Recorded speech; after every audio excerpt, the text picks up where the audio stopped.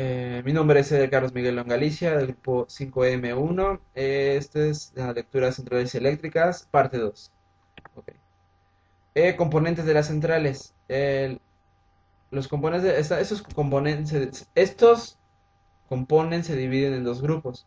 Inciso A, las centrales hidroeléctricas están compuestas por todo tipo de obras, equipamientos, etcétera, que tienen como función almacenar y encaminar el agua para lograr una acción mecánica. Este grupo suele denominarse presa-embalse y engloba los siguientes elementos: embalse y presa y aliviaderos, tomas y depósitos de carga, canales, túneles y galerías, tuberías forzadas y chimeneas de equilibrio. El segundo grupo está compuesto por los edificios, equipos, sistemas, etcétera, cuya misión es la obtención de energía eléctrica luego de la necesaria transformación de la energía. Este conjunto constituye a la central y abarca turbinas hidráulicas, alternadores, transformadores, sistemas eléctricos de media, alta y muy alta tensión, sistema eléctrico de baja tensión, sistema eléctrico de baja tensión y sistema eléctrico de corriente continua, medios y auxiliares y cuadros de control. En la construcción de las centrales hidroeléctricas se tiene en cuenta las características del emplazamiento y de los resultados que quieren obtenerse y luego se efectúa una combinación de los componentes nombrados. Conceptos hidráulicos.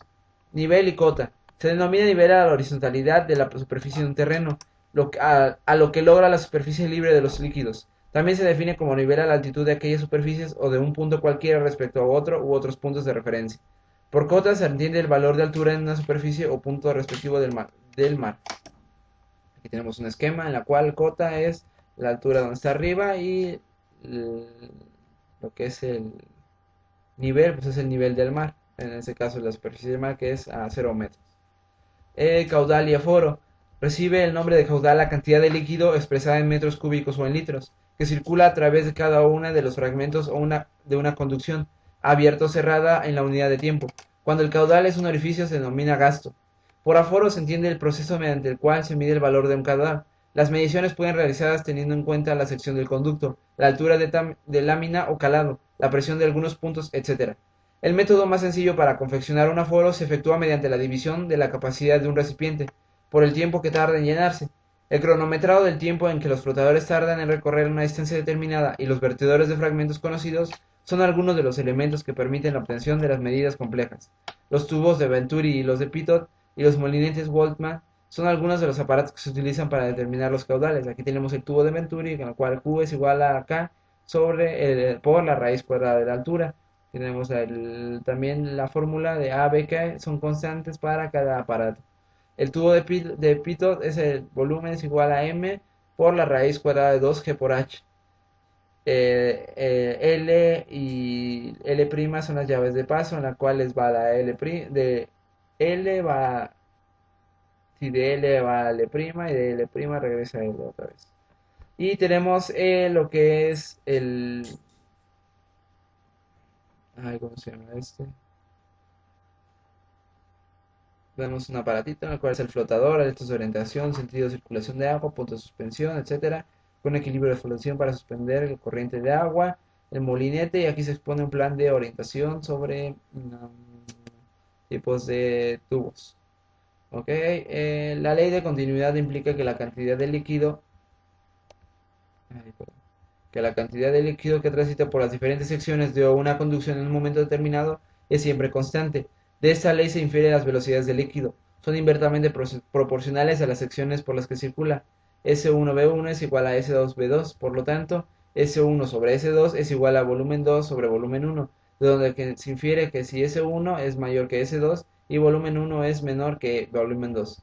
La representación gráfica de la ley de la continuidad es que Q es igual a 10 metros cúbicos sobre segundo, Q es igual a S del valor absoluto de B. Por lo tanto, de mayor volumen, Q es igual a 100 metros cúbicos sobre segundo, donde Q S2 es el S2 volumen 2.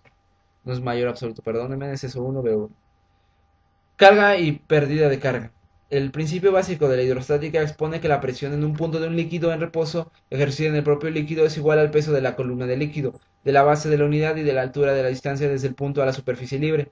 Se entiende por densidad a la masa específica de la masa de un cuerpo retenida en la unidad del volumen del mismo. Se representa mediante la letra griega ρ. Rho es igual a volumen sobre a metros a masa sobre volumen, donde m es masa del cuerpo y v volumen del cuerpo. Se recuerda que P es igual a m por g, por lo tanto P es igual a h por g. donde el peso del cuerpo en newtons, la m es masa del cuerpo en kilogramos, g aceleración de la gravedad 9.8 metros sobre segundos cuadrados, hb es la altura expresada en unidades de volumen, la presión en un punto interior del líquido, sobre todo en el fondo del recipiente, está dada por la presión igual al peso sobre la unidad de superficie, que es igual a g por h sobre s es igual a g por h. La altura es igual a la presión sobre, despejando el valor de la altura la altura es igual a la presión sobre la gravedad. El concepto de densidad puede ser reemplazado por el de peso específico, o sea, el peso de un cuerpo retenido en la unidad de volumen. Este peso es identificado por gamma. Gamma es igual a peso sobre volumen. De la fórmula anterior se obtiene que la altura es igual a peso sobre gamma. El teorema de Torricelli. Ese teorema indica que la velocidad de salida de un líquido por un orificio practicado en la pared del recipiente que lo contiene es similar a la que conseguiría un cuerpo para descendiese libremente desde el nivel del líquido hasta el centro de gravedad del orificio. La velocidad de caída libre es velocidad es igual a 2 por g por h, por lo tanto la altura es igual al volumen al cuadrado sobre 2 por g, que g es la constante de la gravedad, de la aceleración de la gravedad. Ahí tenemos un esquema del depósito, la altura A, la altura B, la impedancia A, la impedancia A. Los puntos llegan hacia A y B. Y tenemos una distancia recorrida de X a X'. El teorema de Bernoulli. Este teorema enuncia que para un líquido de movimiento bajo a la acción de la gravedad, la sumatoria de las alturas cinética, piezométrica y geométrica es constante n cualquier punto de conducción. Ese valor contenido se denomina altura de carga o carga. La altura cinética es aquella altura necesaria para lograr la velocidad del líquido en un punto determinado. La altura hc igual al volumen al cuadrado por 2g. Por la altura piezométrica se entiende la altura alcanzada por el líquido, proporcional a la presión ejercida por la columna de este sobre el punto dado. Por lo tanto, hp es igual a p por 2 por g. A la presión por g. Recibe el nombre de la altura geométrica, la altura existente entre el punto teniendo en cuenta y una línea. Hg es igual a z, que es la impedancia. Matemática, las alturas las mencionadas pueden expresarse en las siguientes igualdades. Volumen de A al cuadrado sobre 2g más presión de A por presión de G, presión por la densidad por G, más ZA igual a volumen de B2, de B a volumen de velocidad de B al cuadrado sobre el 2G, más presión de B sobre la densidad por la gravedad, más ZB es igual a una altura. Teóricamente ese valor permanece constante y se deduce que en un conducto horizontal, al incrementarse la velocidad, se reduce la presión, de modo que si BA es menor que B, la presión en A va a ser mayor en la que la presión de B. El teorema de Bernoulli se cumple siempre que no se produzcan turbulencias ni rozamientos entre el líquido y las paredes de la conducción. Otro condicionamiento es el grado de perfeccionamiento del líquido, puesto que en el caso de que no sea perfecto puede trasladar cuerpos o partículas en suspensión, lo que facilita el rozamiento o sustancias disueltas que alteran su densidad. Igual tenemos el depósito, distancia X, X'. La presión A sobre la PG es igual a la presión B sobre la PG. Okay, por todo lo expuesto, el valor de la altura de la carga H no es constante, sino que aminora a lo largo del conducto. Esta disminución recibe el nombre de pérdida de carga, J. Como consecuencia, la expresión matemática del teorema de Bernoulli sufre la siguiente modificación. Volumen de la velocidad al cuadrado de A al cuadrado, no es el volumen, no sé, si B de A al cuadrado sobre 2G es igual a PA sobre la densidad por la gravedad más Z, que esto va a ser igual al volumen del cuadrado sobre 2G más la presión de B sobre la densidad por G más ZB más JAB, que viene siendo la pérdida de carga, donde BA y B son velocidades de líquido en metros sobre segundo mediante las secciones correspondientes a los puntos A y B. ZA y ZB, alturas geométricas en metros, desde una línea horizontal de referencia a los puntos A y B. G esa es la aceleración de la gravedad a 9.8 metros sobre segundo. Densidad, la ρ es densidad de líquido de kilogramos sobre metro sobre segundo. Y JB, pérdida de carga en metros producida entre los puntos A y B, tal como se indica en la siguiente figura. Aquí tenemos una figura, un esquema en el cual se indica el teorema de Bernoulli.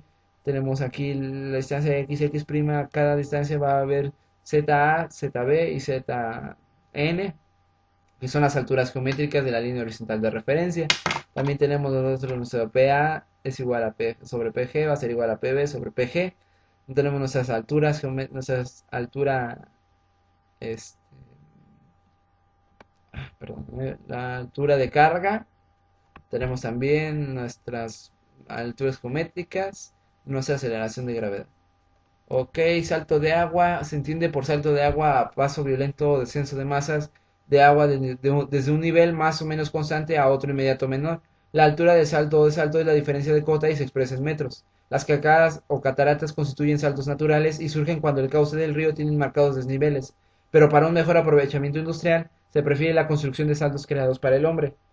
El agua retenida en el embalse constituye energía potencial que al caer en un nivel superior a otro inferior por medio de conductos muda de energía cinética. A su vez, esa última se transforma en energía mecánica a través de la turbina.